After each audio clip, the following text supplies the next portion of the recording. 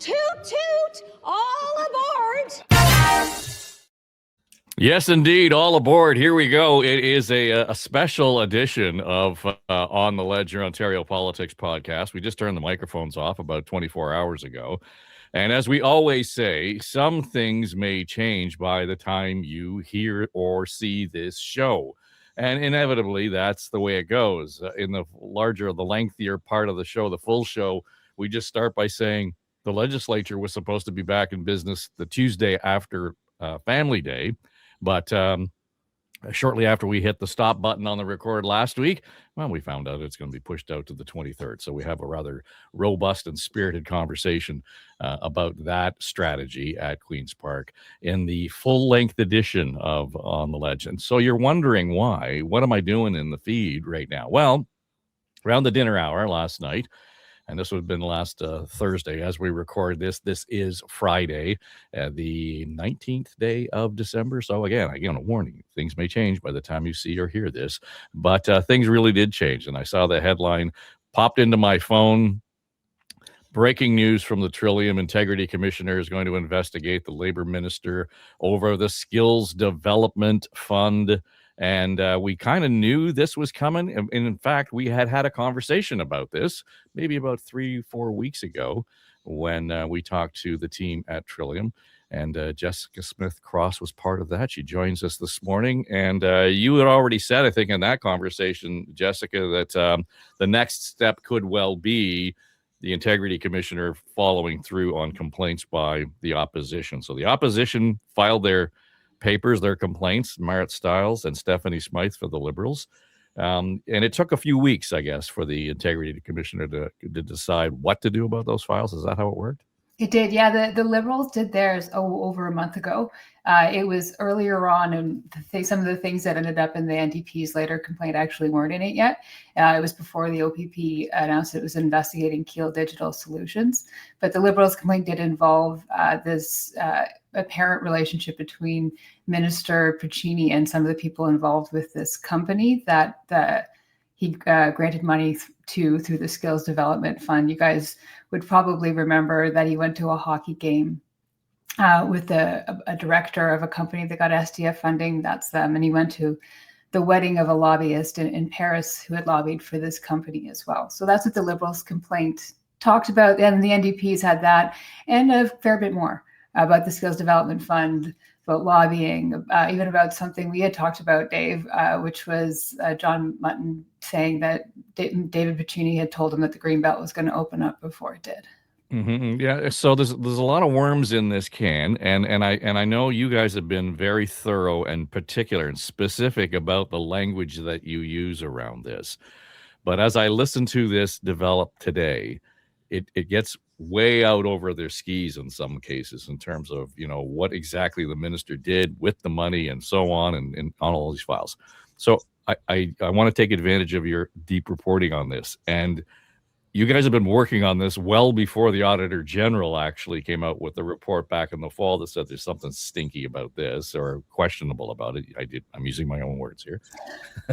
I'm not sure you would say stinky, but yeah. You wouldn't have dropped to that level in terms of your use of language. But so my point being that the timelines here are important when we're actually talking about what Piccini was involved in, because he's only been the Labour Minister for a year?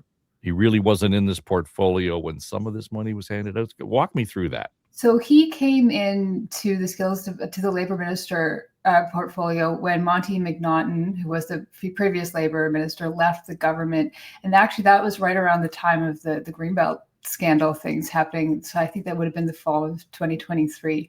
And then Minister Piccini was appointed, took over the reins of the Labour Ministry, including the Skills Development Fund.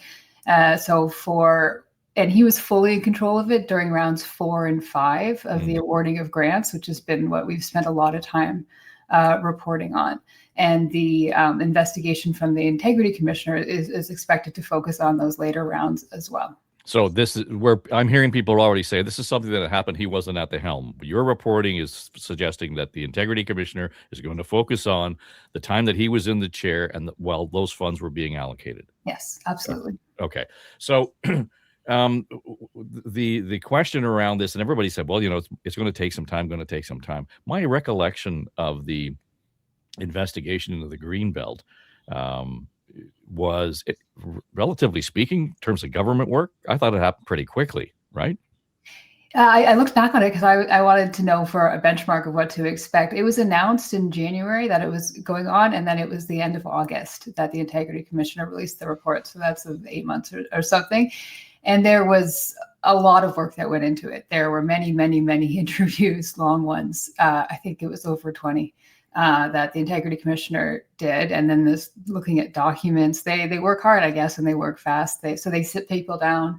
And they do an oath or an affirmation, which is like as binding as if you were to do that in court. And so they do these depositions, asking thorough questions about what happened, what do you know, et cetera, et cetera. So the Integrity Commissioner has the ability to call witnesses and, I guess, call for documents and so on to really dig deeply into this. And I know this has just sort of hit the fan, but do you have any sense of how deeply this probe will go in terms of anything that's come out of the Integrity Commissioner's office? So the last two Members Integrity Act investigations that have happened under the Integrity Commissioner's office have been very thorough. So that's that Greenbelt report we've just been talking about, tons of witnesses, documents, so many details about who knew what when, who said what when, and a public report that comes out at the end that sort of lays out what the Integrity Commissioner has found. There was one before that concerning Patrick Brown. It started when he was PC leader, but it actually was released after he'd already left Queen's Park. That was also a very in-depth, thorough report, long on the record, under oath interview with Brown himself about the issues they were into. So this is a new Integrity Commissioner. That was J. David Wake. This is now Cathryn Motherwell, who trained under Wake, but this would be her first major Members Integrity Act investigation. Well, just close the loop then for context. The one person I did hear saying, well, this is, something that happened in the past, has nothing really to do. There's nothing there, was actually Patrick Brown. So I don't know if that's bad taste in his mouth because of the Integrity Commissioner or just his own view and experience from the mayor's chair in Brampton. So is it unusual to see the Integrity Commissioner pick up both of these files, or would they normally say this is the one that we really want to do? Because, this is sort of a double barrel. There's different language in each one of the complaints. So it would seem to me that the Integrity Commissioner is prepared to go with a broader peripheral vision on this. So it's interesting. Yeah, the Liberals was a tighter complaint. It was really focused on Keel Digital Solutions and this apparent issue with the minister, whether he should have been in the position to make this decision, given that he seemed to have at least some kind of relationship with folks associated with the company. The NDP's is much broader and more sprawling. The Integrity Commissioner hasn't said why, but they have this overlap, and she said that we're investigating both. I found in the Greenbelt investigation that J. David Wake did, that it was focused on Minister Clark and the Greenbelt. That was the mandate, but he went very deep into getting all the circumstances surrounding that to get a full picture. So it may be that would be the same approach here. So we're talking about whether David Piccini, broke the Members Integrity Act when he made this specific decision, but what's the context around it? Or she might go deeper. We'll find out what she finds when she finds it. Yeah, I think that's the challenge, right? When you have to stand up and the legislature and say, we fully support the accountability officers in the legislature. But then, when they stand up, everybody kind of sits down, cowers, and waits to see exactly where they're going to go. Just go back on some of the reporting, and you're talking about the Keel Digital and their involvement, OPP. To be clear, the OPP investigation doesn't suggest anything criminal has gone on there whatsoever. That's why they're looking at it. This was prompted by a forensic audit that said somebody should be looking at what those numbers are. But the concerning part of the story, and we get into it in the full version of the podcast this week, is the reporting you guys did on the funds were withdrawn, so the services were withdrawn, and that left a lot of people relying on the mental health support services that this company provides dangling or without services at all. Yeah, I talked to a therapist who runs a practice of like people who give counseling via this platform. He had set this up in like talking to the folks at Keele, initially serving the college and university students. So it wasn't extremely well known in Ontario, but this was a thing that was available to college and university students. You can sign on with your university or college email address, get on this platform, answer like a questionnaire, and then sort of get matched with somebody to give you like counseling. This could be somebody in most cases was that maybe still in training, like therapists have to do some like hours of training before they get registered. So you could get matched with somebody like that. It could be somebody who's, finishing their degree in social work, and then you would have this like online through this platform counseling. And so when I talked to this guy, he was just outraged. You do an interview with somebody and you can tell they're really mad. So he had been providing this therapy. His people had been providing this therapy. And then when everything blew up, the government cut off funding to Keele. And at the end of November, Keele said, we're cutting off funding to the providers. They had been doing the flow through money for this. And he's talked at length about the sort of ethics of this, right? He's got a responsibility as like a registered psychotherapy for the people he's treating, and leaving them hanging without any continuity of care really violated that, is what he said. So I talked a little bit to the opposition leaders at Queen's Park, being like, okay, what does the government do? Then you can't keep providing money to a company that is, had this forensic audit. It is now being investigated by the OPP for how they spent the money going to this program. Probably the best comment I got was from John Fraser, who's sort of leading the Liberals in Parliament right now, who said like they should have come up with a continuity plan where they paid the therapists, the providers directly. And it doesn't seem like there was an effort to do this. I mean, I don't know how hard it would be in government to set up something like that quickly, but there wasn't really a continuity plan for these students. And so this guy was like, they had their therapy cut off right before exams, right before Christmas, and it's.